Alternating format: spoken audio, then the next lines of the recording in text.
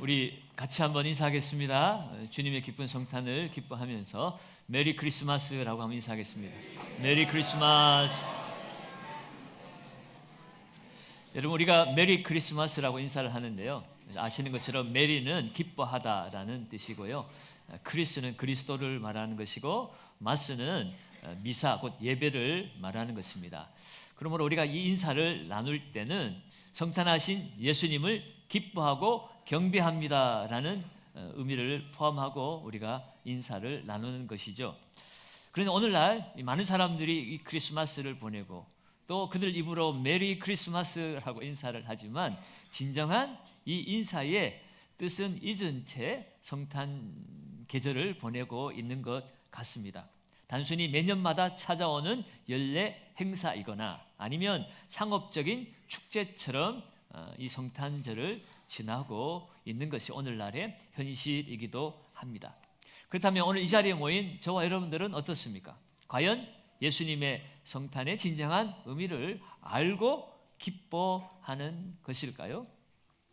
오늘 본문의 말씀은 우리가 왜 예수님의 성탄을 기뻐해야 하는지, 예수님은 누구시며 예수님을 통해 우리에게 주어진 은혜가 무엇인지를 우리에게 분명히 밝혀주고 있습니다. 오늘 본문의 말씀을 통해서 오늘 우리에게 오신 예수 그리스도의 그 성탄의 의미를 기억하고 다시금 그 은혜 안에 머무는 저와 여러분들이 될 수 있기를 주의 이름으로 축원합니다. 오늘 본문은 먼저 예수님의 탄생 배경을 우리에게 설명해 주고 있습니다. 오늘 18절을 보시면 예수 그리스도의 나심은 이러하니라. 예수님의 나실 때의 일을 이야기하고 있는데, 그의 어머니 마리아가 요셉과 약혼하고 동거하기 전에, 아직 결혼은 하지 않았고 결혼을 약속한 사이였습니다. 그렇지만 결혼한 것처럼 같이 살지는 않았다는 거죠. 동침하지도 않았다는 것입니다. 그러나 당시의 약혼은 결혼과 같은 엄중한 중요한 약속이었습니다. 그런데 결혼도 하지 않았는데, 동침하지도 않았는데 마리아가 덜컥 임신이 되어 버린 것입니다. 그런데 그 임신은 성령으로 잉태된 것으로 나타났다라고 성경은 우리에게 알려주고 있습니다.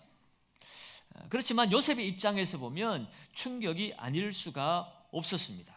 약혼 상태에 있는 그 약혼자가 동침도 안 했는데 임신이 되었다고 하니 이것은 심각한 죄로 간주되었기 때문에 요셉이 얼마나 큰 충격을 받았을까요? 그러나 그는 19절에 보니까 의로운 사람이라고 말합니다. 이해는 되지 않지만 또한 마리아가 외간 남자와 동침한 적이 없는데도 임신이 되었는데 마리아도 당황스럽다고 하는 이 상황을 요셉은 또한 그것을 함부로 정지하고 판단하지는 않았습니다. 그래서 마리아를 공개적으로 창피를 주지 않기 위해서 그는 드러내지 아니하고 가만히 끊고자 하였더라. 마리아가 임신이 되었으니까 더 이상 이 약혼을 유지할 수 없습니다 하고 사람들 앞에 공개를 하고 이 약혼을 끊어낸 것이 아니라 그것을 드러내지 않고 조용하게 파혼을 하려고 했다는 것입니다. 그런데요, 만일 이 요셉과 마리아가 파혼이 되어진다면은 이 마리아로부터 나오신 예수 그리스도는 메시아의 자격을 잃어버립니다. 하나님 구약 성경을 통해서 오실 메시아는 다윗의 자손으로 오실 것이라고 분명히 예언하셨기 때문입니다. 요셉은 다윗의 후손입니다. 그래서 하나님께서는 하나님의 구원 작정을 이루시기 위해서 이 요셉이 파혼하려고 하는 것을 막으십니다. 천사를 보내셔서 이것은 성령으로 잉태된 것임을 분명하게 알려주시죠. 그 내용은 오늘 20절에 나와 있습니다. 이 일을 생각할 때에 주의 사자가 현몽하여 이르되 다윗의 자손 요셉아, 내 아내 마리아 데려오기를 무서워하지 말라. 그에게 잉태된 자는 성령으로 된 것이라. 여러분, 이 성령으로 되었다, 이 성령으로라고 하는 이 헬라어로는 보면 성령으로 말미암아 되었다, 이런 뜻을 이야기합니다. 그러니까 이 예수님의 탄생은 예수님이 임신이 되어진 것은 인간적인 방법으로 되어진 임신이 아니라 성령으로 되어진 것임을 말씀합니다. 다시 말해서 우리는 이해할 수 없지만 하나님의 능력으로 되어진 잉태라고 말하고 있습니다. 그리고 이것은 이미 구약 성경에서 예언되어진 일이기도 합니다. 이사야 7장 14절에 보면 이 예수님의 탄생에 대해서, 메시아의 탄생을 이렇게 예언하고 있어요. 그러므로 주께서 친히 징조를 너희에게 주실 것이라. 보라, 처녀가 잉태하여 아들을 낳을 것이요 그의 이름을 임마누엘이라 하리라. 처녀가 잉태될 수 없는데 하나님의 능력으로 처녀가 잉태되어질 것이고, 그 동정녀로 인하여 오실 분이 바로 하나님이 약속하신 메시아임을 말씀하고 있습니다. 그렇다면 우리는 한 가지 생각해 볼 수 있습니다. 하나님은 우리를 얼마든지 구원하실 수 있는데 굳이 이런 어려운 방법을 왜 택하셨을까? 예수님은 왜 성령으로 나셔야만 하셨을까? 우리는 질문을 해 보아야 합니다. 여러분, 아담과 하와가 인류를 대표해서 죄를 범하고 난 이후로 이 땅에 출생하는 모든 인간은 다 원죄를 안고 태어납니다. 우리가 죄를 지어서 죄인이 아니라 죄 가운데 태어나서 죄의 유전자가 이미 우리 안에 들어와 있어요. 죄인이라서 죄를 짓고 있는 것이지 우리가 죄를 지어서 죄인이 아니라는 사실을 우리는 분명히 알아야 합니다. 자, 이것이 성령으로 예수님이 태어나신 이유와 무슨 상관이 있는가? 그렇다면 여러분, 예수님이 우리와 똑같이 인간적인 방법으로 이 땅에 출생을 했다면 여느 사람들과 똑같이 예수님도 원죄를 안고 태어나게 되어지는 것이 되어집니다. 그러므로 예수님은 우리를 죄에서 구원하실 수 있는 구원자의 자격을 잃어버리게 되어지는 것이에요. 우리를 대신해서 대속할 수가 없다는 겁니다. 우리를 대신 십자가에 우리의 죄를 짊어질 수 있는 자격이 없게 되어지는 겁니다. 그러면 여러분, 예수님이 이 성령으로 잉태되었다는 것은 너무나 중요한 일이에요. 성령으로 잉태되었다는 것은 예수님이 죄가 없으시다라는 의미이기도 하고, 성령으로 되었다고 하는 것은 성령은 삼위일체 하나님 가운데 한 분이십니다. 그러므로 성령으로 잉태되었다는 것은 하나님으로부터 오신 하나님이심을 말씀하고 있습니다. 예수님은 동정녀 인간의 몸을 통해서 이 땅에 오신 우리와 똑같은 참 사람이지만, 그러나 예수님은 성령을 통하여 잉태되어서 이 땅에 나신 분이시기 때문에 그분은 또한 참 하나님이시라는 거예요. 예수님이 우리의 유일한 구원자가 되실 수 있는 이유는 예수님이 바로 참 하나님이심과 동시에 참 사람으로 이 땅에 오셨기 때문에 우리를 대신하여 우리의 죄를 대속할 수 있고, 그래서 우리를 구원할 수 있는 우리의 구원자가 되신다는 사실입니다. 그러므로 예수님의 이 성탄은 하나님이 우리를 구원하시기 위해서 이 땅에 찾아오신 성육신 사건입니다. 그래서 오늘 본문 21절에도 그 예수님이 성육신하신, 성탄하신 분명한 이유를 우리에게 전해주고 있죠. 우리 21절입니다. 21절을 우리 한 목소리로 읽어볼까요?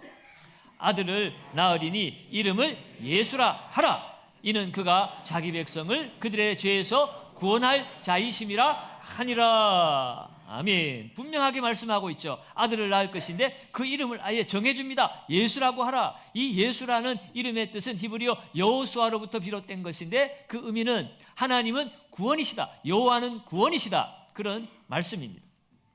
그 예수님의 그 이름에 이미 예수님이 이 땅에 오신 목적, 사명이 포함되어 있습니다. 자기 백성을 그들의 죄에서 구원하시기 위해서 이 땅에 오신 분이 바로 예수 그리스도이십니다. 여러분, 이 땅을 살아가는 모든 인류는 원죄를 가지고 태어나서 결국 죄의 삭은 사망이고, 그 사망 가운데 우리는 영원한 분리, 영원한 지옥의 삶을 살아야 되는 그러한 멸망받을 인생이었습니다. 로마서 3장 23절에도 모든 사람이 죄를 범하였음에 하나님의 영광에 이르지 못하더니 그 모든 사람 안에 모든 인류 족속이 다 포함되어집니다. 그 죄를 인하여서 죄삭은 사망이라고 그랬어요. 여러분, 사망의 진정한 의미는 하나님과 관계가 단절된 것이 사망이라고 그랬죠. 예수님을 믿고 하나님의 자녀가 되지 못하면 우리는 이미 사망한 자입니다. 하나님과 관계가 단절되었고, 또 이 땅에서 육체의 죽음을 맞이하고 그것으로 끝나는 것이 아니라 하나님의 심판대 앞에 서서 영원한 분리가 일어나는데, 그것이 바로 영원한 사망이 되어지는 것이죠. 여러분, 하나님의 형상을 따라 지음받은 인생은 하나님과 관계가 끊어진 상태가 이미 사망인 것입니다. 그래서 여러분, 오늘 이 시대 정말 잘 먹고 잘 살고 좋은 환경에 살아가지만 우리가 끊임없이 불안해하고 두려워하고 고통하고 아파하는 이유는 우리가 하나님과의 관계가 회복되지 않았기 때문에 그렇습니다. 우리는 우리의 죄가 해결되지 않고 하나님과의 관계가 회복되지 않으면 이보다 더 좋은 세상이 찾아와도 우리는 이 사망을 피할 수가 없습니다.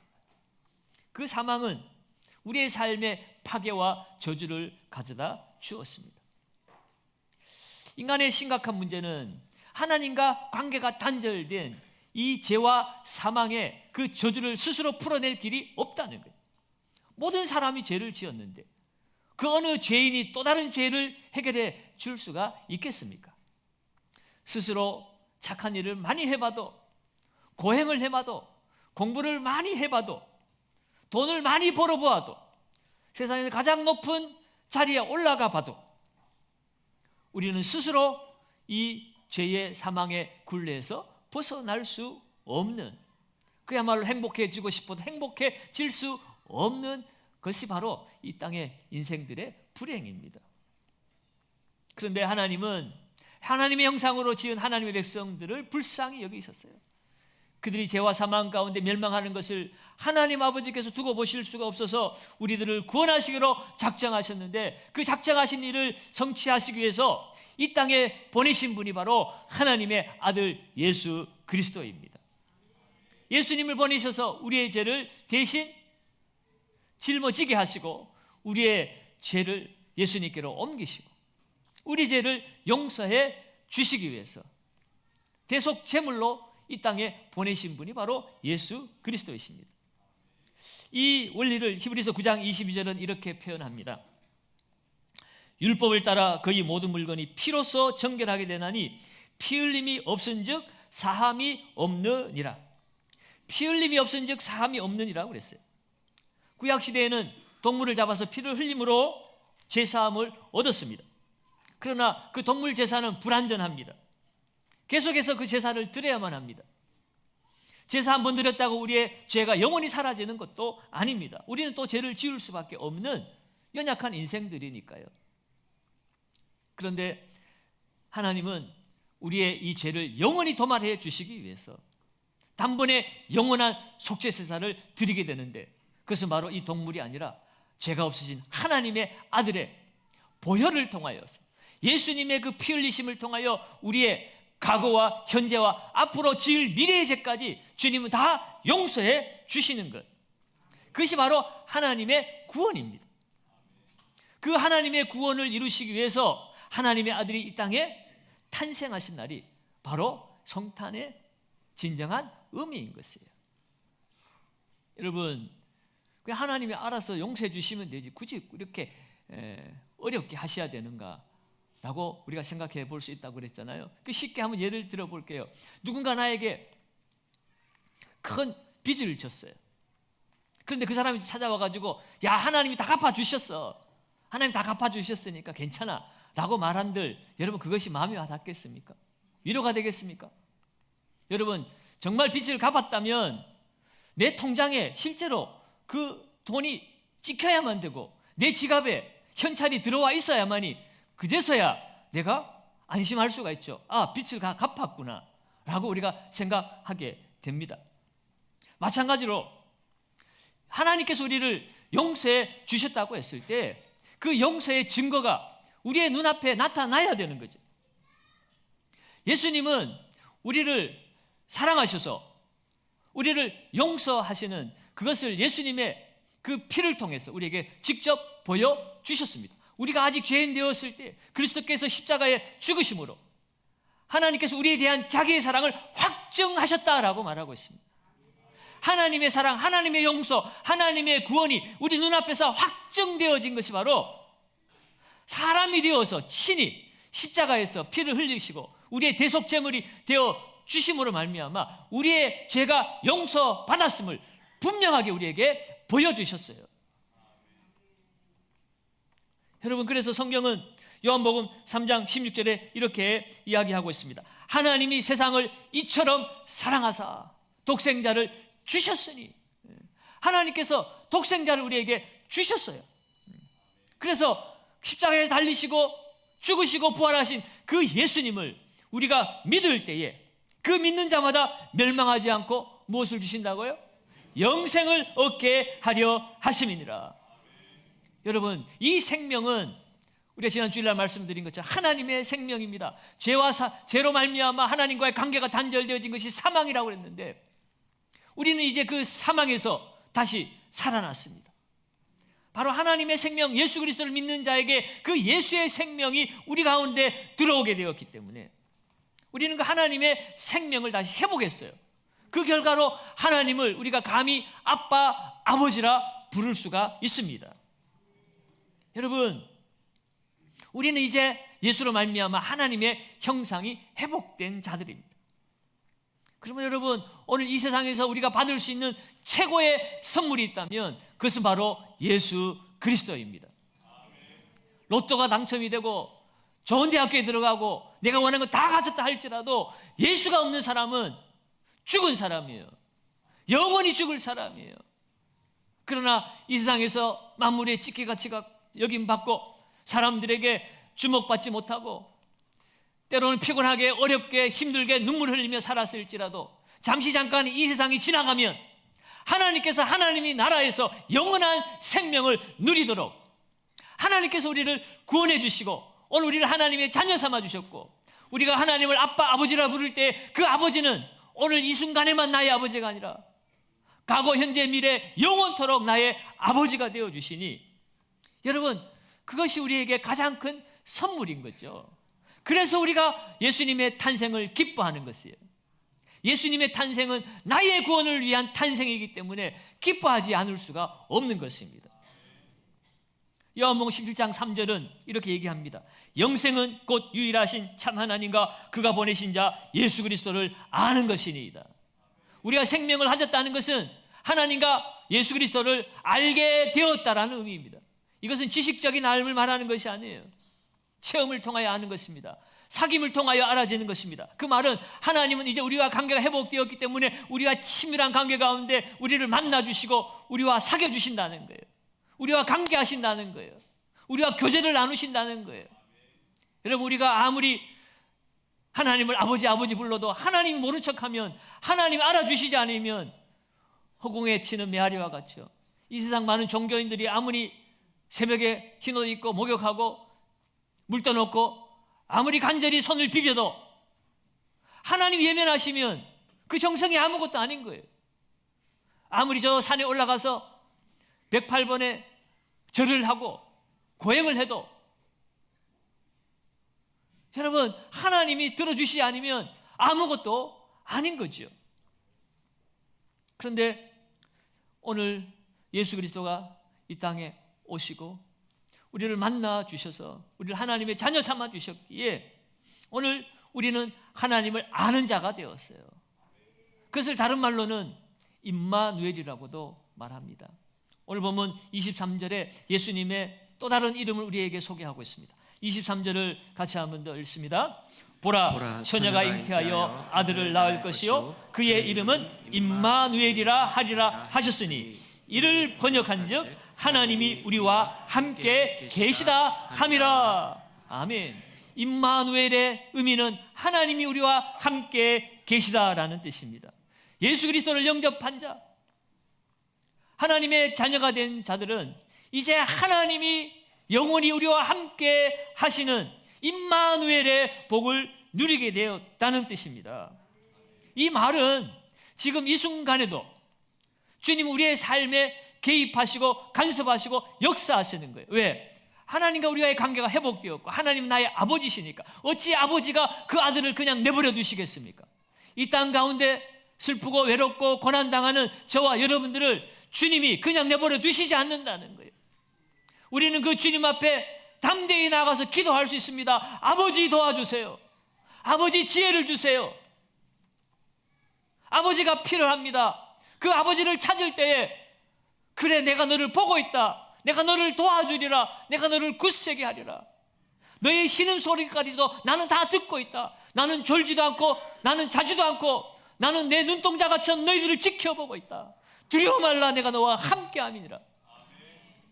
여러분 이것이 임마누엘의 복입니다.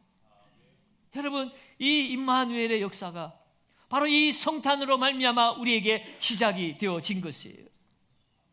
여러분 성경은 바로 임마누엘의 하나님의 역사입니다. 창세기에서 아브라함과 이삭과 야곱과 요셉과 함께 하신 하나님의 역사입니다. 사사기를 통해서 또 많은 종들과 함께 하신 하나님의 역사이고 열왕기를 통해서 수많은 주의 종들과 함께 하시고 다윗과 함께 하시고 또 남은 자들 하나님의 백성들과 함께 하시고 마침내 예수 그리스도를 통하여 이제는 온 하나님의 백성들과 함께 하시는 역사가 되었습니다. 여러분 예수님이 이 땅에 오셔서 가난한 자 병든 자들을 찾아가서 함께 하셨습니다. 풍랑이는 배에서 두려워하는 제자들에게 찾아가셔서 함께 하셨습니다. 창조하신 그 하나님의 능력의 손으로 오늘 고난 속에 있는 자, 질병 속에 있는 자, 외로움 속에 있는 자 그들에게 찾아가셔서 그들을 어루만지시고 위로하시고 그들의 고통 소리를 들으시고 그들을 이끌어 주고 계신 분이 바로 오늘 이 땅 가운데 찾아오셔서 우리를 대신하여 죽으시고 부활하시고 오늘도 우리와 영원히 함께 살아계신 예수 그리스도이십니다. 여러분 오늘 이 시대에 우리 장로님 기도해 주었지만 너무너무 힘들고 어려운 시대를 지나고 있습니다. 정말 이 나라가 어떻게 될까 두렵기도 하고 또 무섭기도 하죠. 그러나 여러분 주님은 살아계십니다. 어제나 오늘이나 영원토록 동일하신 하나님이십니다. 세상 역사의 주인은 하나님이십니다. 열면 닫을 자가 없고 닫으면 열 자가 없는 이 세상 역사의 키를 쥐고 계신 분은 바로 예수 그리스도이십니다. 그분이 살아계시기 때문에 우리는 희망을 잃지 않고 나아갈 수가 있습니다. 어떤 상황 속에서도 우리는 우리를 사랑하시는 그 하나님을 기억해야 합니다. 여러분 사랑한다고 하는 것은 함께 있고 싶다는 의미입니다. 누군가를 사랑하면 늘 그 사람만 생각이 나고 그 사람 옆에 있고 싶고 함께 꿈을 꾸고 함께 삶을 하고 싶어 하는 것이 사랑하는 자와의 관계입니다. 여러분 그러면 예수님이 2000년 전에 이 땅에 오신 이유도 다른 말로 하면 우리와 함께 하고 싶었어요. 우리를 너무너무 사랑하니까 더 이상 떨어져 있을 수가 없어서 우리와 함께 하시되 영원히 이제는 떨어지지 않고 함께 하시기 위해서 우리를 찾아오신 사건 그것이 바로 이 성탄절의 의미인 것입니다. 그만큼 하나님은 우리를 사랑하셔요. 그 사랑하는 자들을 하나님께서 그냥 내버려 두시겠습니까? 하나님께서 사랑하시는 한국교회를 그냥 내버려 두시겠습니까? 우리의 연약함을 책망도 아시죠? 요한계시록 우리가 금요일 날도 새벽에도 묵상하고 있습니다만 잘못된 것에 대해 통렬하게 지적도 하십니다. 그러나 분명한 약속을 주셔요. 우리가 회개하고 돌이키고 본질로 돌아가고 하나님을 진정으로 사랑하면 하나님께서 이기는 자에게 주시는 약속들이 분명하게 있습니다. 주님은 이기신 분이시고 또 이기고 또 이기리라. 여러분 하나님은 살아계셔서 우리의 인생을 지키시고 우리의 가정을 지키시고 이 나라를 지켜주실 줄로 믿습니다. 그러면 여러분 이 우주 만물 가운데 하나님을 대신할 것은 아무것도 없습니다. 하나님을 대신해서 우리의 진정한 행복을 찾아줄 수 있는 분은 아무것도 없습니다. 그 어떤 정치인도 경제인도 과학 문명도 그 어떤 것도 우리의 행복을 보장해 줄 수는 없어요. 여러분 오늘 우리가 붙들어야 될 것은 바로 지금도 살아계신 예수 그리스도이십니다. 그러면 여러분 이 성탄절은 단순한 축제로 끝내서는 안 됩니다. 이 성탄절은 임마누엘이신 예수님을 만나는 날이 되어야 합니다. 예수 그리스도는 살아계신 하나님이십니다. 예수님을 만나는 것은 하나님을 만나는 것입니다. 예수와 함께하는 자는 하나님과 함께하는 자입니다. 여러분들은 그 예수님과 만나는 기쁨을 누리고 있습니까? 이 성탄절에 우리는 무엇을 기뻐해야 하는 것일까요? 여러분, 예수 그리스도를 아직 나의 구주, 나의 하나님으로 만나지 못한 사람들은 오늘 이 시간 예수님을 죄로부터 나를 구원하실 나의 구주, 나의 하나님으로 영접하시기를 주의 이름으로 축원합니다. 예수의 이름을 부르고 우리의 죄를 회개하시고 구원의 은혜에 감사하시기 바랍니다. 나아가서 이 성탄절에 가족과 이웃에게 내가 받은 이 사랑, 그 하나님의 사랑을 나누어 주시기를 바랍니다. 주님이 날 사랑하사 인간의 몸을 입으시고 이 땅에 찾아오셨어요. 모든 고난을 다 당하시고 십자가에 죽기까지 복종하시고 나에게 생명을 다하여 주셨다면 여러분, 우리도 어려운 이웃을 돌아보는 것을 어려워하지 말아야 합니다. 기쁘게 감당해야 하는 것입니다. 그리고 마지막으로 임마누엘의 하나님을 신뢰하십시오. 하나님이 우리와 함께 하십니다. 예수님 약속하셨습니다. 내가 세상 끝날까지 너희와 항상 함께 있으리라. 예수님은 임마누엘이십니다. 이 놀라운 복을 이 마음에 깊이 간직하시고 행복한 성탄절을 보내실 수 있는 우리 경상교회 모든 가족들 되시기를 예수님의 이름으로 축원합니다.